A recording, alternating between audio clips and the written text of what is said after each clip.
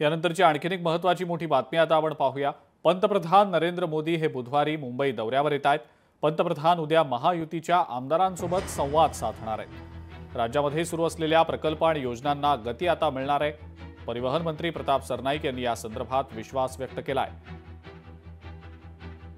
आणि याच दरम्यान मंत्री प्रताप सरनाईक यांच्या सोबत आमचे प्रतिनिधी चेतन ननावरे यांनी संवाद साधला। आपण पाहूया।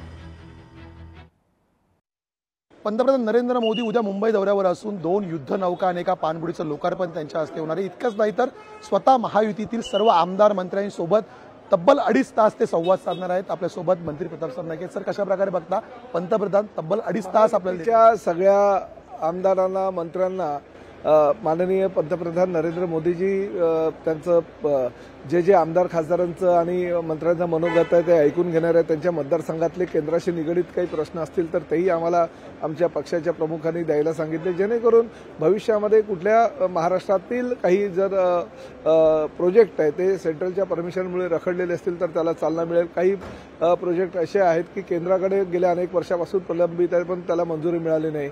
आमचा हवाई टॅक्सीचा एक प्रस्ताव आहे जो रोपवेचा, गडकरीजींनी त्याला तत्वतः मान्यता दिलेली आहे, त्याला सुद्धा मान्यता देणं गरजेचं आहे। तर अशी काही प्रकल्प जे आहेत जे आम्ही हाती घेतलेले आहेत त्याला चालना मिळू शकेल आणि त्यांचं मार्गदर्शन कुणाला नको असतं।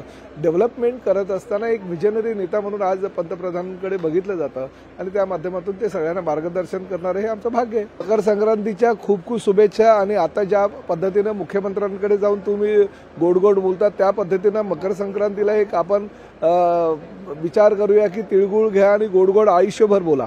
धन्यवाद। हे होते प्रताप सरनाईक। कॅमेरामॅन सुनील वर्मासह मी चेतन ननावरे, मुंबई।